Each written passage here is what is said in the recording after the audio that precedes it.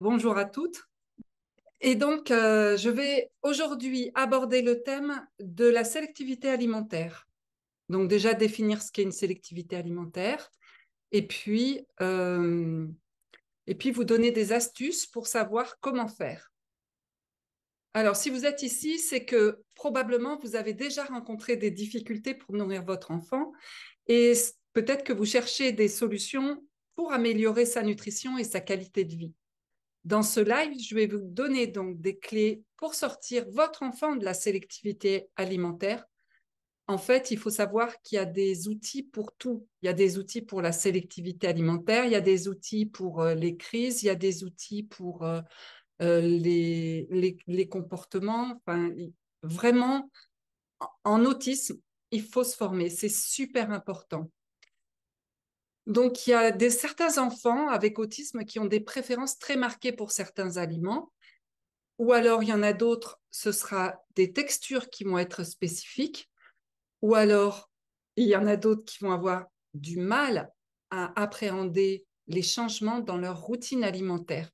Et donc, ça peut être très, très stressant pour vous qui vous occupez de votre enfant. Et peut-être que des fois, vous vous sentez très démuni face à cette difficulté. Pourtant, une alimentation saine et équilibrée est essentielle pour le développement et le bien-être de votre enfant. D'ailleurs, je ne le redirai jamais assez, l'alimentation a un impact considérable sur le développement et le comportement de votre enfant. Et il y a d'ailleurs maintenant des preuves scientifiques qui en parlent. Bien sûr, elles sont américaines et qui vont montrer l'importance du biotope intestinal, c'est-à-dire de l'écosystème dans les intestins des bactéries, des virus qui vont faire que votre enfant va bien aller. Et qu'est-ce qui va nourrir ces bactéries et ces virus? C'est l'alimentation.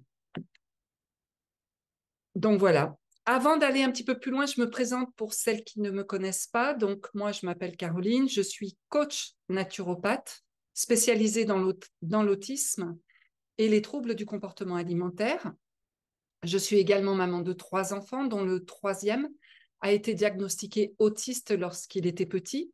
Il a eu une excellente prise en charge. Il n'empêche que il a grandi en ayant une très forte sélectivité alimentaire, en étant en opposition constante, en faisant des crises et en étant hyper violent jusqu'à ses 22 ans. Donc 22 ans de recherche, 22 ans à chercher des solutions hors médicaments, ce que l'on me proposait. Je savais que je sentais en tous les cas que c'était pas le bon chemin pour lui et qu'il existait des choses et j'ai bien fait de pas lâcher parce que j'ai découvert des outils extraordinaires qui nous ont changé la vie du jour au lendemain. Donc, mon enfant n'a plus jamais fait de crise, n'est plus sélectif alimentaire, se gère entièrement et vit complètement autonome dans son appartement. Voilà, donc j'ai travaillé avec de nombreux parents d'enfants autistes et j'ai également créé différents programmes pour tous les troubles associés à l'autisme. Voilà, donc la définition de la sélectivité alimentaire. Donc, c'est un comportement qui se caractérise par le refus de manger certains aliments ou par une préférence marquée pour certains aliments, ce qui peut être très fréquent et peut avoir des conséquences importantes sur la santé, le développement et le bien-être, comme je l'ai dit auparavant.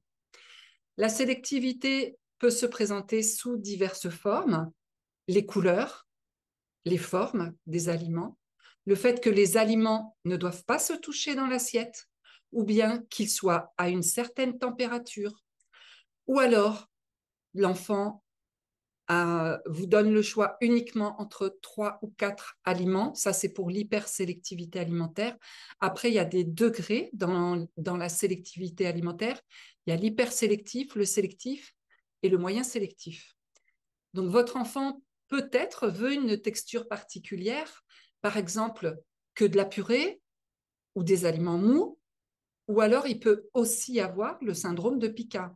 Donc, le syndrome de Pica, c'est lorsqu'il mange tout ce qui n'est pas alimentaire. Il peut manger de la terre, des cheveux, du savon, du tissu, des couches. Il peut même manger ses excréments. Il y a aussi le néophobe. Donc, le néophobe, c'est celui qui craint tout ce qui est nouveau. Et il y a aussi celui qui n'a pas et qui n'a aucune endurance pour mâcher. Ou alors, l'enfant va accepter que ce qui est de couleur verte, ou blanc, ou jaune. Ou alors, votre enfant va vouloir uniquement une sorte d'assiette et que celle-ci et aucune autre.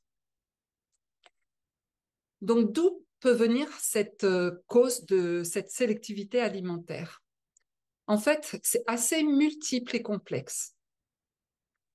Ça peut venir de troubles sensoriels, en sachant que les troubles sensoriels peuvent être aggravés par une alimentation non adaptée. Ça peut venir des difficultés de communication, d'habitudes alimentaires très spécifiques, d'angoisse tout simplement, ou alors aussi d'allergies et d'intolérance, et également d'une ambiance un peu stressante à la maison.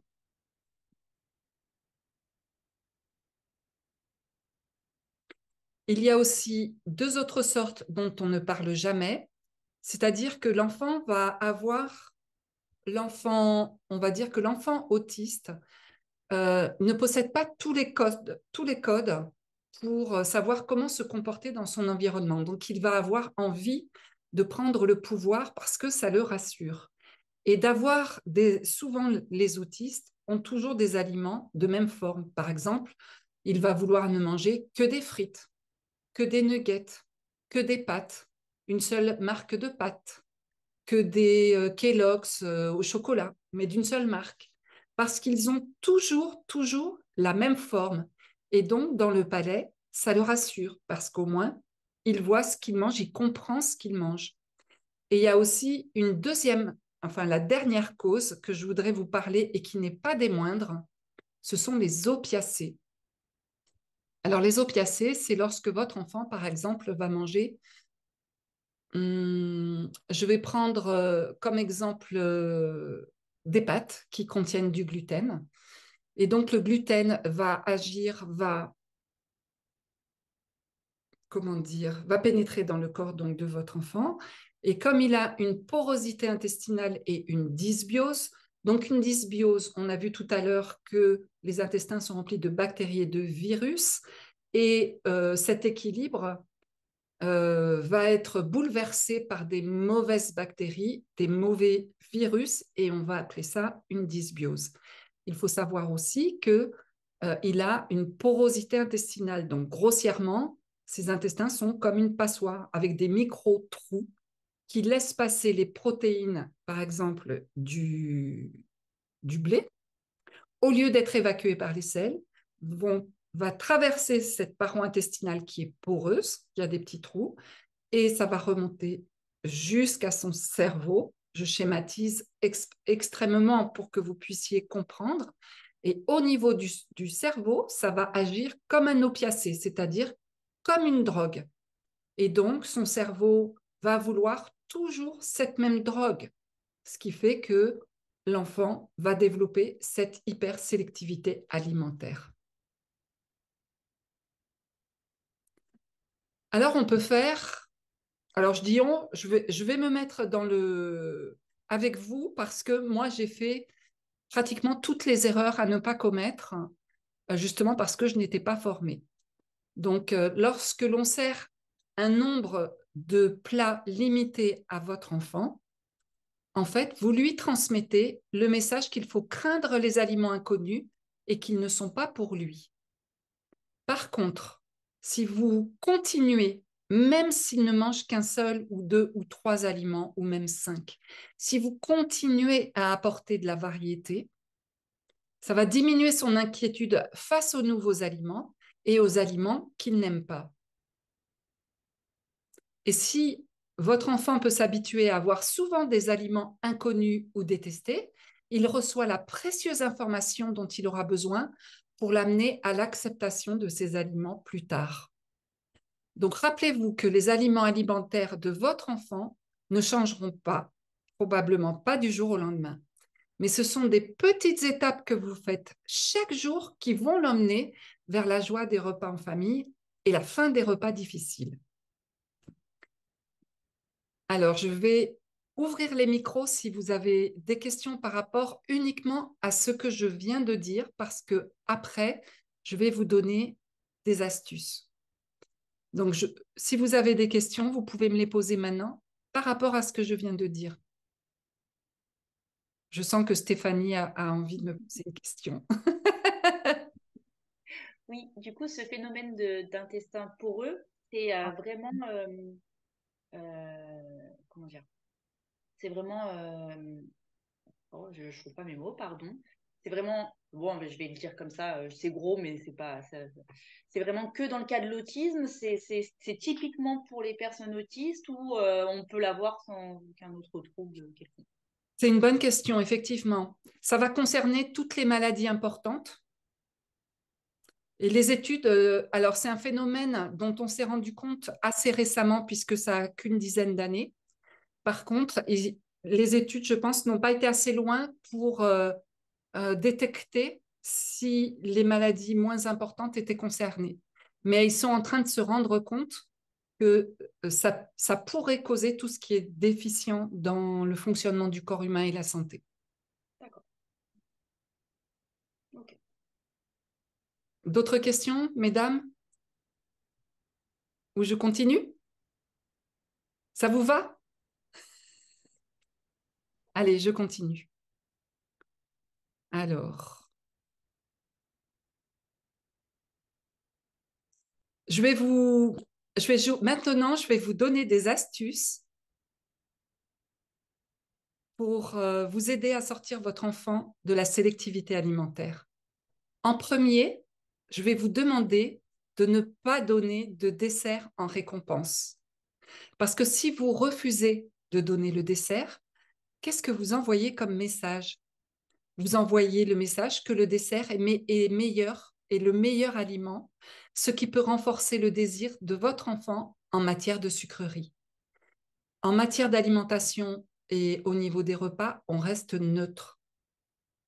Vous allez servir des petites portions pour éviter de surcharger votre enfant et de lui donner la possibilité d'en demander davantage. Je vous invite à avoir une attitude positive. C'est super important. Alors positive, voire neutre. Et surtout lorsque vous introduisez des nouveaux aliments. Donc, l'accent doit être mis sur la patience et laisser l'enfant se sentir qu'il a le contrôle sur ce qu'il mange. Parce que les pressions et les arguments ne font généralement que rendre l'enfant encore plus résistant. Si votre enfant n'a pas faim, ne le forcez pas. N'utilisez pas le chantage en voulant qu'il mange certains aliments ou l'obliger à nettoyer, par exemple, son assiette, à finir son assiette absolument. Donc ça pourrait renforcer ou déclencher une lutte de pouvoir concernant les repas. Et n'oubliez pas que votre enfant veut le contrôle. Donc sur la lutte de pouvoir, vous ne serez pas gagnante. Le fait que votre enfant ait une sélectivité alimentaire, il peut aussi peut-être l'associer à des moments d'anxiété. Et donc, refuser les repas et associer les repas avec de l'anxiété, de la frustration et devenir moins sensible à ses propres signaux de faim. Il est très important de ne pas faire des repas un problème et une source de stress qui va impacter toute la famille. Donc, je vous en prie, pardon, n'exercez aucune contrainte d'aucune sorte pour amener votre enfant à manger. Et vous allez introduire progressivement un nouvel aliment pour l'aider à devenir insensible à son odeur, à l'apparence et éventuellement à la sensation de cet aliment inconnu. C'est votre patience et votre persévérance qui vous donneront toutes les chances de réussir. Laissez votre enfant renifler, sentir ou lécher un nouvel aliment pour qu'il s'habitue à son apparence, même s'il ne le met pas dans la bouche. Laissez-lui s'habituer à sa sensation, à son odeur, et il se passera peut-être plusieurs repas avant qu'il n'en prenne une bouchée.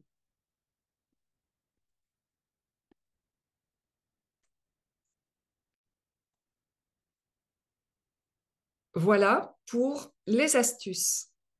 Alors maintenant, on va pouvoir aller aux questions-réponses et vous allez pouvoir me dire quel genre de sélectivité alimentaire a votre enfant et comment faire pour l'aider. Alors j'y vais. Oui? Ben, Yann, peut-être comme tu l'as peut-être déjà entendu, il ne mange pratiquement aucun légume et bon, et trois fruits. Mais c'est vrai qu'il n'a pas de sélectivité concernant les morceaux ou puisqu'il adore la viande et le poisson. Mais il se nourrirait, par exemple, de crêpes, de pizzas, de pâtes. Voilà. Et c'est vrai que suivant l'aspect de l'assiette, il repousse carrément l'assiette et c'est impossible de le faire revenir sur sa décision. Ok. Voilà. Est-ce que vous connaissez le partage des responsabilités? Non. Ok. Donc, le partage des responsabilités, c'est la première règle de base et c'est celle qui va vous aider au maximum à sortir votre enfant de la sélectivité alimentaire. C'est vous êtes responsable de ce que vous faites à manger et de l'endroit où mange votre enfant. Par contre, votre enfant est responsable de ce qu'il va mettre à la bouche et combien il va mettre à la bouche.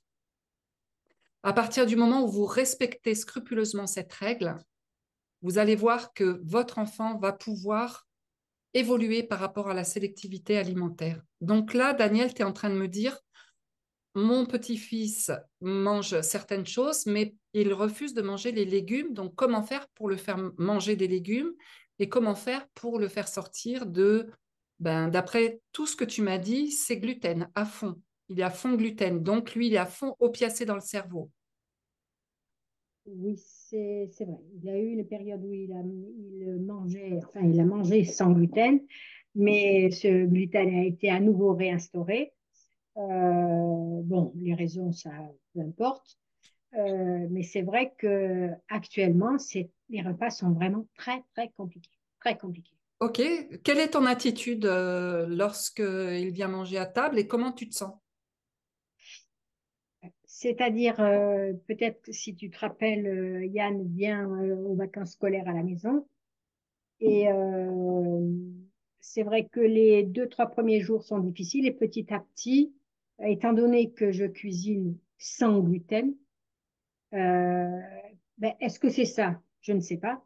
Et son comportement est quand même différent. Mais c'est pas pour autant qu'il va manger davantage de légumes. Ça, c'est certain. Mais toi, comment tu te sens quand il vient à table et puis qu'il ne mange pas les plats que tu as cuisinés avec amour? Euh, J'avoue que je boue. Déjà, la première idée, c'est de ne pas faire un plat exprès pour ton enfant, pour vos enfants. Vous ne cuisinez pas exprès pour lui parce que vous allez vous sentir frustré directement. Si vous faites un plat, assurez-vous que tout le monde déjà aime ce plat et pas que lui, déjà. Et l'idée, c'est de ne pas cuisiner, de ne pas faire des plats spéciaux pour votre enfant, parce que déjà, d'un point de vue fatigue, ben, ça va vous prendre de l'énergie. Il va falloir arriver à combler tout le monde. Donc, l'idée, c'est que si vous faites, par exemple, son plat préféré, par exemple pour toi, et si je parle pour ceux qui ont d'autres enfants aussi, et si vous êtes en couple et en famille, bah, l'idée, c'est de faire son plat préféré, mais déjà pour toute la famille. Et ensuite, de manière systématique, à chaque repas, introduire des légumes, des crudités. Alors, tu vas pas, s'il les accepte dans son assiette, tant mieux. Mais s'il ne les accepte pas dans son assiette, tu vas mettre le plat au milieu de la table, que déjà visuellement, il arrive à s'habituer, que ce soit quelque chose de familier pour lui. Parce que si tout d'un coup, tu arrives avec ton nouveau légume, des brocolis qu'il n'a pas vu depuis un mois et que tu lui mets dans son assiette, ça peut peut-être générer du stress et donc un refus total.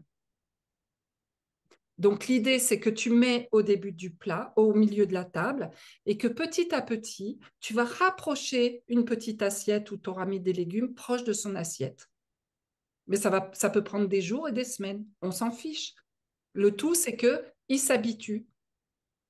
Il faut entre 5 à 9 présentations de plats chez un enfant neurotypique. Chez un atypique, dites-vous qu'il en faut à peu près une vingtaine de présentations. 20 fois présenter un brocoli pour qu'il accepte peut-être de le sentir ou de le lécher ou de le toucher avant qu'il mette à la bouche.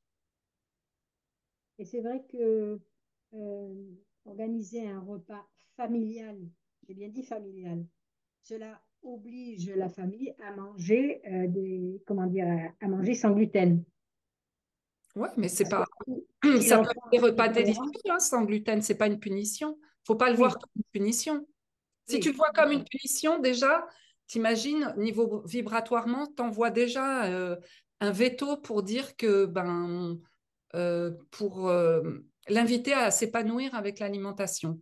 On pourrait considère que de faire un repas différent et adapté pour ton enfant, c'est comme quand on rentre dans un restaurant, je ne sais pas moi, norvégien et on va découvrir une nouvelle cuisine. On y va avec le cœur à la découverte, Mhm. tu vois. Ok. Et les repas traditionnels, eh bien, on ouvre son cœur nous aussi pour accepter la différence. Pour l'instant, j'en ai fini. Stéphanie, à nous deux. Bienvenue dans la famille sélection alimentaire, hein. Ok, Moi, il n'y a pas que les enfants, hein. Il y a la base, c'est moi. ok, Euh, je ne savais pas que ça s'appelait comme ça jusqu'à la naissance de mon troisième. Donc, pour dire, petite, j'étais comme ça. C'est pas super sévère. Moi, c'est sur le gras de la viande. J'ai envie de vomir d'ailleurs. Les légumes, Daniel, je, je suis passée par là aussi. Ah, Oui, gras de la viande et légumes. C'était les seules choses. Et puis aussi cette texture, au niveau texture, c'était la soupe faite maison de ma mère, qui a cette texture un peu granuleuse. Là, c'est pas sympa. Voilà, je mange toutes les autres soupes, mais celle, c'est pas du coup, c'est pas que celle de ma mère, mais du moment où on fait la soupe maison, voilà, donc j'ai grandi avec et aujourd'hui, je te rassure, Daniel, je mange des légumes. Donc comme quoi, on finit toujours par y arriver. Mon grand, au final, lui, ça a été le plus gros, c'est on ne mélange pas tout dans l'assiette. Voilà. Ah oui, et pardon, moi, je le sais maintenant que c'est de la sélectivité alimentaire, mais avant, je ne faisais pas attention. La sauce tomate avec les pâtes. Je ne peux pas, ça me fait quelque chose. Pour moi, c'est pas pareil. Si la sauce tomate est mise à la fin de la cuisson des pâtes. J'ai autant ma maman. Ah, Armel? ouais, je Non, t'en je crois que c'est Armel. Donc voilà, c'est à la fin de cuisson des pâtes. Ma mère, elle l'a pas fait souvent, mais quand elle le faisait, elle a bien compris que ça allait pas. Et là, mon conjoint, un jour, on s'est pris la tête parce que je lui dis, mais en fait, c'était une mauvaise période dans le mois, hein. Et je me suis un peu énervée en me disant, mais pourquoi tu mélanges toujours la sauce tomate avec les pâtes? Il me dit, mais ça change rien. Bah si, je lui dis, bien sûr que si, ça change tout. Ça, voilà, bref. Donc mon grand, voilà, c'est ça. On mélange pas tout dans l'assiette. Encore aujourd'hui, à 15 ans, on voit bien que le plat, le titi, on voit bien. Il n'est pas bien, il dit rien, mais on voit bien. Et les yaourts avec les morceaux, ça c'est rédhibitoire. Pas du tout, pas du tout. Mon second, donc pour ceux qui n'étaient pas là, mon premier est autiste, TDAH. Le second est que autiste, c'est déjà pas mal. Lui, c'est une grosse sélectivité alimentaire sur les aliments qu'on n'arrive pas forcément à intégrer, toujours le même type d'aliments. Cordon bleu, nuggets, pâtes frites, pizza, voilà. Bon, après, on arrive quand même à introduire des choses, mais comme tu dis, il faut prendre le temps. Et le dernier, c'est le pire, entre guillemets. Je n'aurais jamais cru d'ailleurs. C'est avec lui que j'ai découvert la sélectivité alimentaire parce que lui, je l'ai compris tard, malheureusement pour lui, mais c'est une très grosse sélectivité alimentaire. L'allaitement s'est pas très bien passé. Je pensais que c'est parce qu'il avait des freins, donc j'avais fait voir tout ça, mais au final, il avait rien. Donc, bon, ben, on faisait comme on pouvait, ça allait bien, il prenait du poids. On n'a pas pu faire la diversification alimentaire. Aucune texture, que ce soit mixée, purée, euh, même très lisse, mais avec un autre goût que le lait, ça ne passait pas. Du tout, du tout. J'ai cru d'ailleurs qu'il faisait un espèce de RGO parce que ça ressortait, c'était très impressionnant. Donc on a intégré l'aliment autour de 15-16 mois sous surveillance de la pédiatre, bien évidemment. C'est elle qui m'a beaucoup rassurée en disant, vous inquiétez pas, on va y aller tout doucement. Et aujourd'hui, ben voilà, on est dans ce cas de figure où faut pas mélanger dans l'assiette. J'ai investi et je recommande beaucoup parce que ça aide même ceux qui n'ont pas forcément une grosse sélectivité alimentaire. On a investi dans les assiettes compartimentées. Ça l'a beaucoup aidé. Il mange beaucoup plus. Il accepte beaucoup plus l'intégration de nouveaux aliments euh, parce que justement, ça ne touche pas les autres et donc il peut toucher, au mieux même approcher au niveau de sa bouche, mais sinon il repose. Mais voilà, donc sinon c'est des pâtes, comme tu dis, de la même forme, des choses sans chapelure, donc le nugget il va l'éplucher, il va manger du poulet, la viande il la mâche, mais il ne l'avale pas. Ça va jusqu'à le brossage de dents, c'est très compliqué parce qu'il a un très gros réflexe nauséeux. Voilà, c'est comme tu dis, j'avais pas pensé, mais quand tu l'as dit, j'ai compris. Il y a des aliments, par exemple la frite, il l'accepte, la purée, il l'accepte pas du tout. Pourtant, c'est la patate, mais voilà. La température joue beaucoup. Voilà, c'est des choses qui font que on est super content. Alors, on a fait un peu la bêtise, comme bon, à l'époque, on n'avait pas conscience de faire un plat pour nous, adultes, et un plat pour les enfants.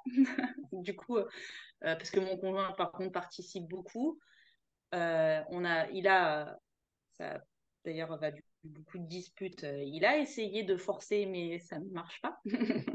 Bon, Euh, on essaye tout au début, c'est normal. ouais. Et puis lui, il est très très rigide. Hein. Papa, maman ne le laissaient pas sortir de table s'il finissait pas la jardinière de légumes. Donc il dit, j'en suis pas mort, ils ne seront pas morts non plus. Oui, par contre, moi je suis fatiguée, donc on arrête. Voilà, donc on a essayé ça aussi. Maintenant, on est plus dans l'optique de faire comme tu dis. Alors c'est un peu compliqué de proposer, par exemple, un gros problème chez nous, c'est les légumes, encore pour moi, même si j'en mange maintenant. Mais ça va être compliqué par rapport à l'odeur. Euh, Alors, Certains légumes, comment on les fait, c'est pour ça là, on essaye de trouver des recettes qui camouflent un peu l'odeur, parce que des fois, même ne serait-ce que l'odeur, quand ils arrivent, moi je vois le petit, il est là, et d'un coup, il devient tout blanc. Oh, ça sent pas bon. Voilà. ok. Nous, on en Alors, là, je peux t'apporter une réponse. C'est que on peut apporter, et même c'est mieux, d'apporter les légumes sous forme de crudité. Le oui, corps va en profiter que davantage. on Donc, l'a si remarqué. tes enfants acceptent et toi-même les crudités, allez-y à fond sur les crudités et ne faites pas de légumes cuits qui peuvent déranger toute la famille. En plus, Ça, avec l'été, on va essayer. ce sera beaucoup plus facile. Les petits pois crus, c'est délicieux. Les asperges crues, c'est délicieux. C'est bien meilleur que cuit. Je Oh, les savais gros pas. yeux. Mais oui, je ne savais pas que ça se mangeait cru.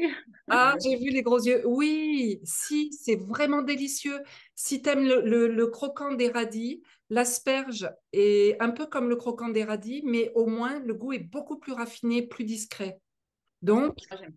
on n'est pas incommodé par l'odeur et la cuisson des légumes qui peut être très dérangeant, effectivement. Vraiment. Donc, tout peut se manger cru à partir du moment où quand tu mets dans la bouche, c'est bon pour ton palais. D'accord. Voilà. Et On va ça, essayer.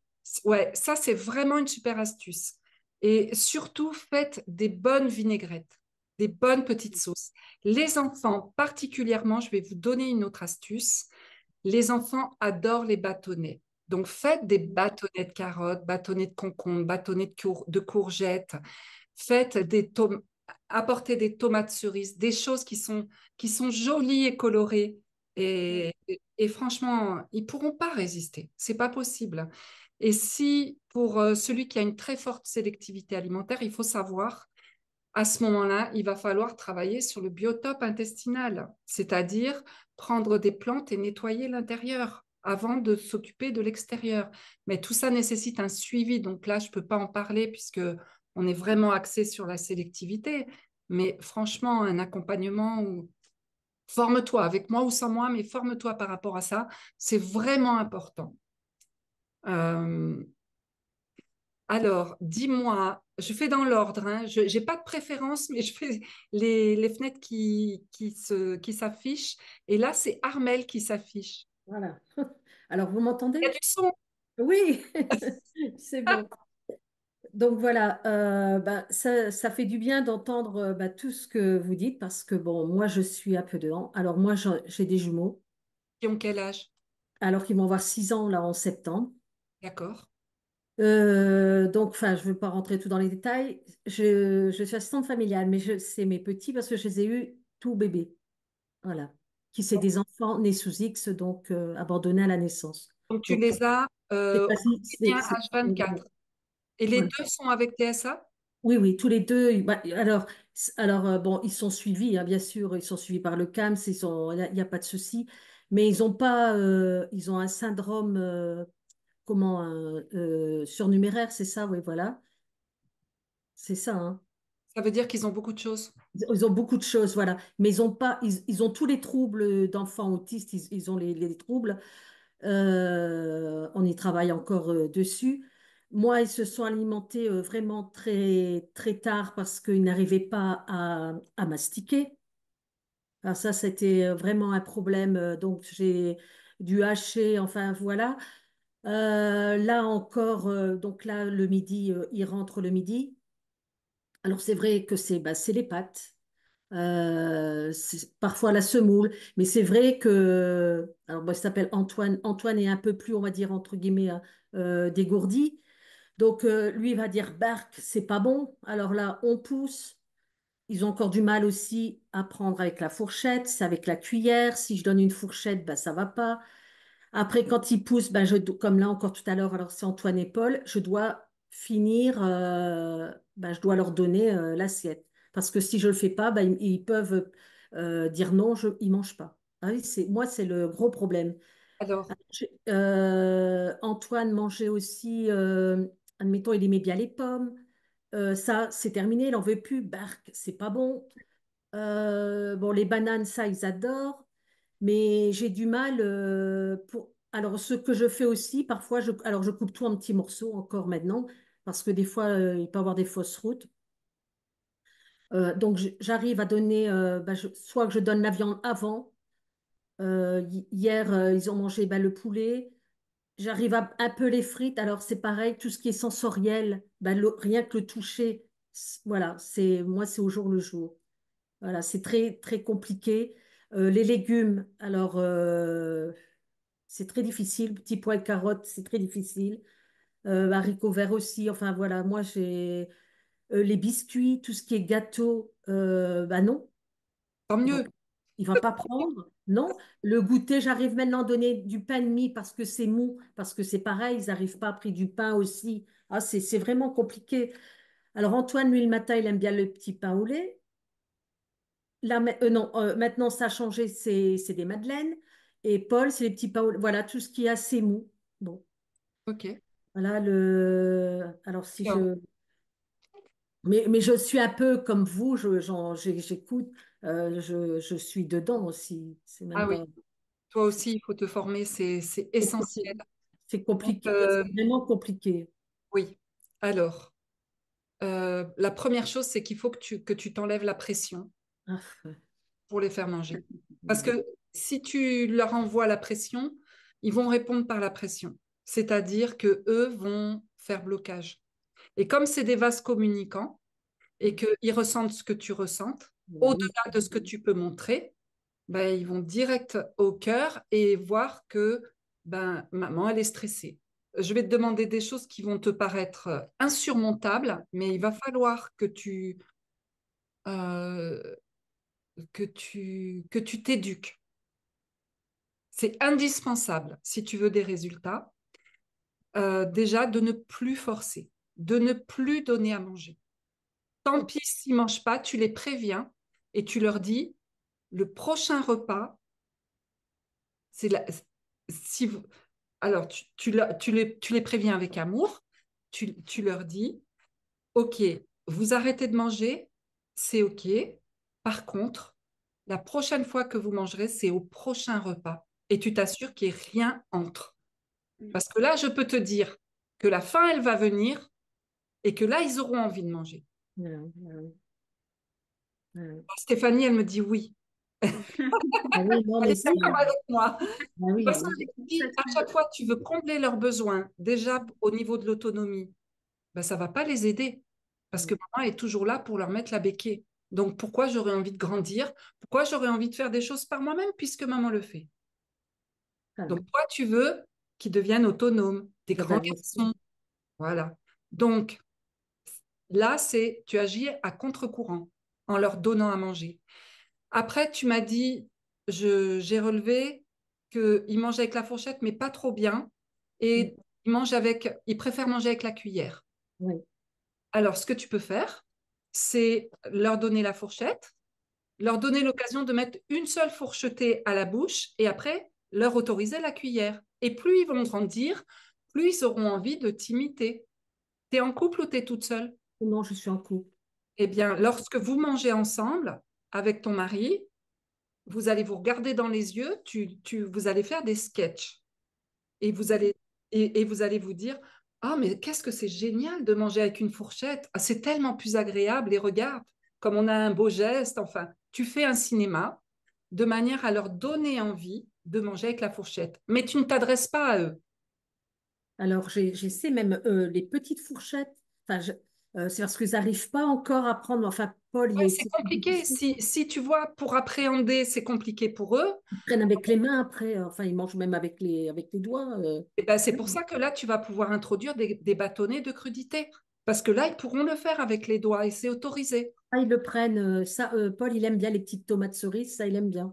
Voilà. Tu vois, il faut pas être trop exigeant quand l'enfant, il a du mal physiquement. Oui, mais ils jettent les aliments aussi. Enfin, moi, faudrait Alors, voir. C'est eh ben, affreux, moi, hein. j'ai une solution pour ça. Faut me demander. Il y en a tellement. Oui, mais c'est. Tu vas leur donner une petite soucoupe à côté de l'assiette et tu vas leur dire, si vous n'en voulez pas, vous mettez dans la soucoupe au lieu de jeter. Ah oui. Et puis, si par exemple, ils t'écoutent pas, ils font comme si ils t'avaient rien dit parce que il faut le temps du changement, eh bien, tu vas ramasser ce qu'ils ont jeté sans rien leur dire, sans les regarder.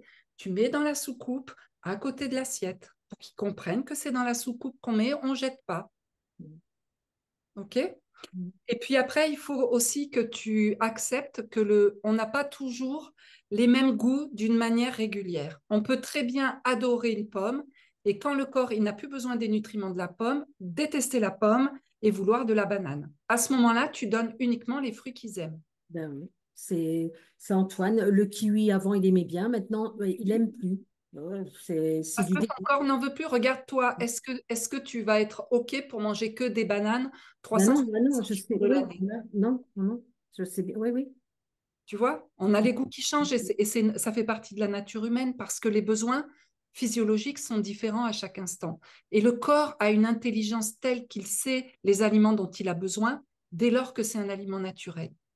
Alors, la pizza. Alors, j'essaie la pizza aussi. La couper en morceaux. Après, il n'aime pas parce que si le gruyère, ça colle. Enfin, c'est. Ça t'arrête déjà la pizza parce que c'est pas forcément ce qu'il y a de mieux pour lui. Ah oui.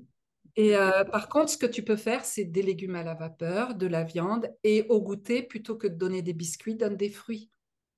Oui, ça, alors je donne, c'est une tartine en pain de mie, puisque bon, et confiture, c'est de la confiture que je fais, Parce voilà. que le problème du sucre, ça nourrit l'autisme. Il faut que tu saches que le sucre nourrit l'autisme D'accord. et que le seul sucre qui va être le plus acceptable pour le corps, c'est le sucre des fruits, Mm.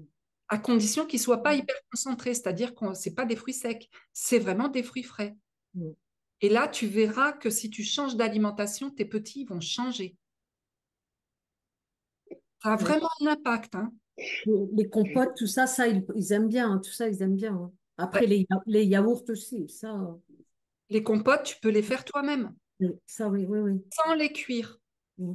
Tu mixes les fruits et avec un robot assez puissant pour rendre pour rendre la même texture que celle que tu achètes, tu vois, une texture très Ouais. épurée. Et comme ça, il profite de tous les nutriments. Parce que la cuisson, ça en fait perdre. Et en plus, ça transforme en sucre qui est Ben pas bon, oui. en sucre concentré. Mm. Donc voilà. Mais ça, c'est vrai que, enfin, ce qu'elle disait aussi, c'est Stéphanie, ils sont très, très sélectifs aussi. Moi, les pâtes, il faut les mêmes pâtes. Enfin, c'est. Tu vas respirer avant les repas et tu vas faire que les repas se passent de manière tranquille. Parce que si tu viens avec une grosse appréhension en disant, mon Dieu, est-ce qu'ils vont manger cette fois-ci? Il va me jeter ci et ça, il va pas l'accepter. Je te vois faire, hein? Alors, tu vois, tout à l'heure, je suis allée aux courses ce matin, j'ai voulu changer, j'ai pris de l'eau, mais j'avais même pas fait attention, parce que Antoine aime bien la framboise, il aime bien le goût framboise, les yaourts framboise, enfin bon. Et sans le vouloir, c'est du thé à la framboise et à la mangue. Il a goûté, Paul, il a bien bu, mais alors bah, après, je l'ai vu, ça, il a changé de couleur, c'est terminé, bah, c'est pas bon. Et il n'a pas voulu boire. Alors, tant Bon. mieux, parce que c'est pas une boisson qui est bonne Comment? pour son cerveau aussi. Oui, voilà. Mm. En boisson, C'est toujours de l'eau, privilégie mais l'eau. bah oui, c'est de l'eau, oui. Voilà. Ce que tu peux faire, toi, c'est de l'eau de fruits. S'il aime la framboise, tu mets Mm. quelques framboises dans une carafe et le lendemain ou le soir même, elle va prendre le goût du fruit sans avoir les inconvénients du sucre. Et ce qui fait que ça va être délicieux pour lui. Mm. Bah Et tu oui, n'auras pas les inconvénients. c'est pour Je me permets changer, quoi. d'intervenir, c'est que peut-être qu'il va pas aimer. Je dis ça parce que moi, j'ai été très accro au sucre et toutes ces jolies petites boissons-là. Les premiers temps, il va pas aimer, il va repousser. Et Mm. en fait, moi, je sais que je ne peux pas boire du tout d'eau. L'eau classique, pour moi, a un goût horrible. Mon conjoint ne comprend pas. L'eau n'a pas de goût. Mais moi, je déteste l'eau. Et Alors, elle a raison. Ce je te qui coupe. m'a Et moi aussi, bienvenue à la team, je déteste l'eau aussi. Voilà. Et donc, elle a raison. Elle a raison.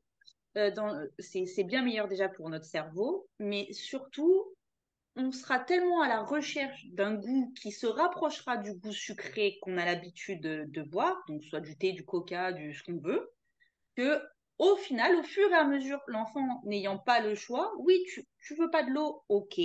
Moi, je te propose cette eau-là. Donc, comme elle dit Caroline, l'eau fruitée. Et au fur et à mesure, peut-être qu'il va réessayer, ça va prendre du temps, mais au final, si on ne lui laisse pas le choix, moi, c'est comme ça que j'ai fait avec mes enfants, parce que pareil, Bah, dès qu'il y a du thé, et effectivement, c'est de il l'ice faut tea. changer, bah oui, voilà. Thé glacé de Leclerc, c'est pas du thé machin, c'est de l'ice tea pêche. Voilà, il n'y a pas d'autre, c'est comme ça, c'est pas autrement. Et ben, il boirait que ça, mais c'est pas possible. Mm. Moi, je vois bien la différence depuis que Caroline, tu vois, je l'ai fait. Je me suis pas pourtant formée dans les aliments, et je vais le faire parce que c'est important. Très Mais important. voilà, ça peut être très stressant en se disant, mais mince, s'il boit que ça, il va refuser. Mais comme elle le dit, Caroline, au final, même pour les aliments, au fur et à mesure, si on laisse pas le choix, entre guillemets, ça peut être dur pour nous. Et c'est pour ça que j'acquiesçais tout à l'heure, Caroline, quand tu disais, il faut pas lui proposer entre-temps. Parce que forcément, s'il mange pas, il va revenir 30 minutes après, une heure après, en disant j'ai faim, j'ai faim. Mais, et moi, je faisais ça en fait, mais avec moi. Bah oui. C'est-à-dire que je craquais à chaque fois, et comme j'ai pas ce sentiment de satiété, je suis tout le temps faim en fait. Voilà, il n'y a pas d'heure. Et j'avais tendance à faire pareil sur mes enfants, et c'est mon conjoint qui, pour moi, c'était de la maltraitance. Je suis peut-être forte dans mes propos, mais je disais, mais moi, s'il a faim, il faut bien qu'il mange, cet enfant. Et donc, ben, je recraquais un peu facilement. Et au final, ça les aidait pas, ça m'aidait pas moi non plus. Et voilà. Donc, juste, je me Si suis vous, permise. ouais, si vous tenez bien entre les repas, votre enfant, c'est pas de la maltraitance, au contraire, c'est de la bienveillance et c'est de l'amour. Bah oui. Vous allez lui apprendre à manger pendant les repas. Mm. C'est super important. En fait, c'est parce que nous-mêmes, on craque. Oui. Et puis après, c'est vrai qu'il y a la qualité des aliments et de ce que l'on doit manger, mais ça, c'est une autre affaire.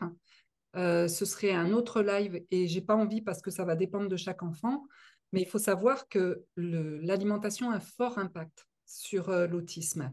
Je t'invite vraiment, Armel, à faire des respirations avant de passer à table pour que tu sois le plus décontracté possible. Ton attitude a aussi un impact sur leur sélectivité alimentaire. Alors, je dis pas ça pour te culpabiliser, hein, te culpabiliser, c'est juste pour te faire prendre conscience que si, par exemple, toi, par exemple, tu vois, tu viens à table et que ton mari te met sous pression pour manger un aliment, ben, dis-toi que tu vas pas, ça va pas être agréable pour toi de vouloir le manger ou le découvrir. Par contre, s'il est neutre, tranquille et qui te propose quelque chose de nouveau, tu seras beaucoup plus apte à vouloir avoir envie de le goûter. Mm. Et ben c'est pareil pour les enfants. Encore plus s'ils ont une sensibilité sensorielle. Moi, j'ai accompagné des familles où l'enfant mangeait qu'un seul aliment. Moi, le mien, il avait que 2 aliments de ses 2 ans à 12 ans. Ah oui. C'est, oui, mais on en sort très bien. Je te promets. Si tu appliques des règles et si après tu as besoin d'un accompagnement, tu viens me voir, mais c'est vraiment, ça marche et c'est très efficace. Mm. Ok. Christina, est-ce que tu as des questions? Et alors, Laribi m'a écrit, donc je vais découvrir. Alors, merci Caroline. Concernant mon fils, la sélectivité ne se présente pas à refuser certains aliments, mais plutôt il semble hésiter s'il veut manger ou pas un tel aliment dans un premier temps. Après, il tente et il le goûte et il le mange. C'est bien ça. Comme vous l'avez dit, il semble à la découverte des aliments, mais c'est à chaque fois. Les aliments qu'il aime beaucoup sont la laitue, la tomate, le citron, les frites, la galette traditionnelle et les pâtes. Mais dans l'ensemble, il ne refuse pas catégoriquement les aliments, exception pour la purée. Bon, bah écoute, vraiment une sélectivité légère, je dirais. Parce que le, en fait, ton fils, ton enfant, il décrit très bien les étapes pour arriver à manger. Parce qu'on croit qu'en fait, on n'a qu'une seule étape pour manger, c'est-à-dire on prend la fourchette, on met dans la bouche. Pas du tout. On prend à la fourchette, on va sentir, on va lécher, on va goûter, on va mettre à la bouche, on peut recracher, on va avaler. Et ces étapes, elles sont indispensables de les respecter. Donc, si ton enfant fait ça à chaque fois, je dirais que ça peut être aussi une stéréotypie. Donc, les stéréotypies, c'est à respecter parce qu'en fait, ton enfant est super intelligent et il trouve des moyens d'être bien avec lui-même et c'est sa manière d'être bien avec lui-même. Il décortique à chaque fois les aliments, bah, c'est OK. Alors, c'est vrai que ça peut paraître bizarre aux yeux du monde, surtout si tu dois le sortir ou en famille. Euh, Si ça te gêne, bah, tu expliques aux autres que c'est sa manière de manger, qu'il a trouvé pour manger. C'est complètement OK. Moi, j'ai juste une petite question. Du coup, est-ce que c'est vraiment les aliments alors, je sais pas, je veux pas dire de bêtises, donc je vais dire modifier, mais Oui, enfin, je sais pas comment on les appelle. En gros, tout ce qu'on achète surgelé et tout prêt, qui ont un impact. Moi, ça fait pas de partie des choses qui n'ont rien à voir avec ça. Mais en gros, je me dis, par exemple, est-ce que si moi, faudrait que je m'y mette, mais ça, j'ai peur. Si moi, par exemple, je fais les nuggets, est-ce que ça restera toujours la composition du nugget, donc forcément peut-être avec du gluten ou je sais pas, qui va avoir un impact sur enfin, possiblement sur le comportement de mes enfants, ou est-ce que c'est mieux ça que d'acheter tout fait? tu veux dire, est-ce qu'il vaut mieux faire Mais tout fait la même recette qu'un plat industrialisé? est-ce qu'en gros, il vaut mieux que je fasse, par exemple, les nuggets, parce que c'est quand même beaucoup, beaucoup ici. Est-ce qu'il vaut mieux que je les fasse maison ou, dans tous les cas, ça reste ce genre d'aliment, vu qu'il y a plein de choses différentes à l'intérieur? Est-ce Alors, que ça reste l'idée de l'alimentation spécifique pour l'autiste, c'est de revenir à une alimentation que faisaient nos arrière-grands-parents. Mhm, Donc, des aliments simples, mhm. et maison, pas compliqués à digérer. Et là je ne sais pas si ça t'apporte la réponse, mais c'est la réponse que je vais te donner. Bah, si, ça m'apporte Bon, une oui. réponse quand même. Très bien.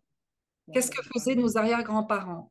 C'était des viandes, c'était des légumes, c'était beaucoup de légumes et de crudités, des fruits beaucoup parce que ça poussait dans le jardin, c'était gratuit, et il y en avait en abondance. Et il faut revenir vers une alimentation simple. Mais on se casse beaucoup la tête, hein, surtout quand on a un enfant sélectif. alors que la plus grande des simplicités est celle qui est la plus adaptée.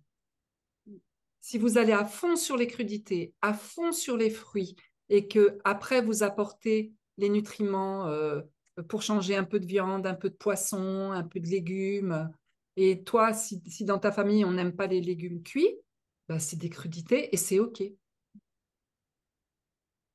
Ouais, c'est vrai qu'en plus, j'avais jamais. Enfin, si, je l'ai constaté, mais dans des situations comme ça, j'y ai pas pensé. Ils adorent quand on fait. Quand on va dans notre famille, on fait des apéros, les plateaux tout près de crudités. C'est vrai que Mmh. j'ai déjà vu mes enfants manger langoureusement, je vais le dire, parce que c'est vraiment le terme, du chou-fleur. Je me dis, mais qu'est-ce qu'ils font? Mais à la maison, ils sont prêts à me jeter le truc de brocoli à la tête, mais le chou-fleur, le chou, ouais. Et pourtant, moi, j'avais essayé à un autre moment de le faire, mais la présentation n'étant certainement pas la même, et puis je sais pas quoi, ils n'avaient pas du tout voulu C'est ni ce que rigoler. j'allais dire. Tu sais quoi? Tu sais quoi, Stéphanie? Je t'invite à faire un apéro de crudités chez toi. Ouais. Je vais le faire ce soir parce que, voyez-vous, c'est mon anniversaire. Bon, je fête pas mes anniversaires, moi. Ouais, joyeux Ça va anniversaire! ça va être l'occasion. Voilà. Comme ça, ils pourront manger des légumes. On T'as vient raison. vers quelle heure? Comment? On vient vers quelle heure? Euh, Merci de Oh, m'inviter. je pars travailler vers 19h15, alors 18h, c'est bien. Comme ça, bon, au moins. Bah, écoute, allez, on va virtuellement, prendre des bon tomates, n'importe anniversaire. quoi, Armel. Moi, c'est le 25, c'est bientôt aussi. Ah oui. Ah, bah, voilà. Voilà une bonne fourchette. Voilà. Mais j'ai une petite question. Est-ce que c'est bien que je donne la viande, enfin tout ce qui est protéines avant? Avant quoi? Avant de donner, admettons, les légumes, ou est-ce que je mélange euh, Alors déjà, moi, je vous invite à donner des viandes qui soient bio. alors moi, je fais venir ma viande parce que bon, j'habite en Auvergne, donc j'ai la chance d'avoir, voilà, Producteurs. voilà, directement, voilà. Ouais. Donc ma viande, ouais, Il faut s'assurer. Pourquoi j'insiste sur le bio? C'est que si c'est pas bio, les bêtes vont recevoir beaucoup d'antibiotiques et les enfants vont manger ces antibiotiques qui vont renforcer la porosité intestinale. oui, non, c'est nourri, ça je sais. Et j'ai des poules, donc les œufs. Alors c'est pareil, les œufs n'aiment pas. J'ai des poules, ils aiment pas trop les œufs sur le plat, les œufs durs. Voilà. Essayez les œufs à la coque. Mm. C'est pas grave s'ils aiment pas les choses, tu sais. Ah oui, oui, Il faut toi, je sens que, ah oui. comment dire, ta vie dépend de comment ils mangent. Ah oui, bah oui, Et Tu peux c'est lâcher, cette Armel, pression, tu il peux faut lâcher. travailler sur cette pression, Armel. Mm. Vraiment. Ouais, Eh oui. Donc, non, la viande, tu la donnes quand tu as envie et surtout, pas trop souvent. ouais. Hein, parce que c'est pas forcément bon, surtout s'ils mangent rien à côté. Mm. Ok. Pensez à donner aussi du poisson. La viande, il vaut mieux des petits animaux. Mm. Poulet, canard, plutôt que du bœuf ou du veau. Ouais, ok. Ok. Je vois Ouais. que Haribi m'a écrit un petit message. Est-ce qu'on peut donner des fruits avant ou après le repas?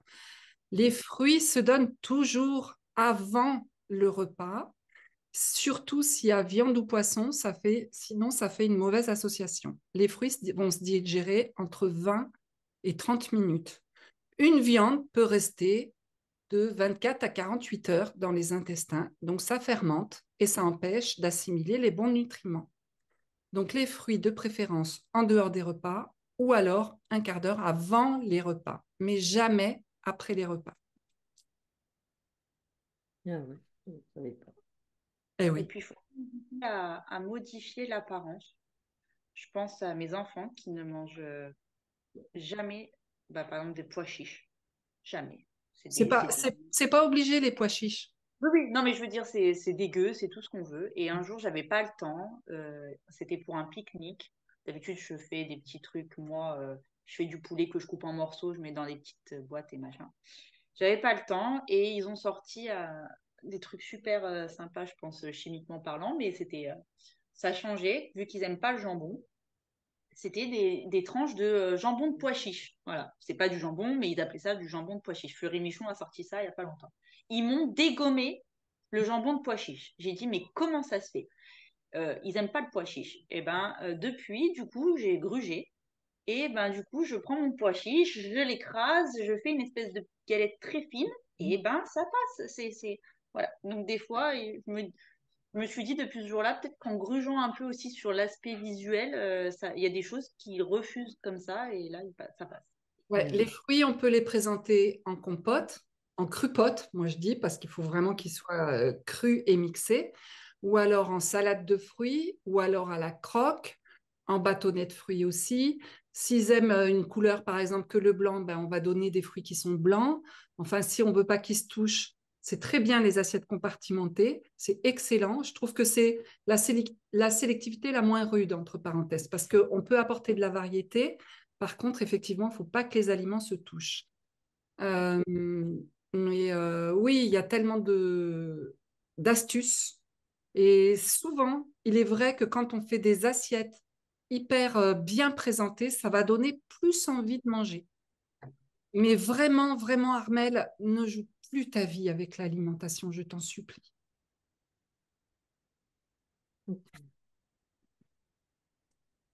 Ah là là. Est-ce qu'on se dit au revoir maintenant? C'est tout bon pour moi. Ok. Merci Daniel. Merci Si. Stéphanie.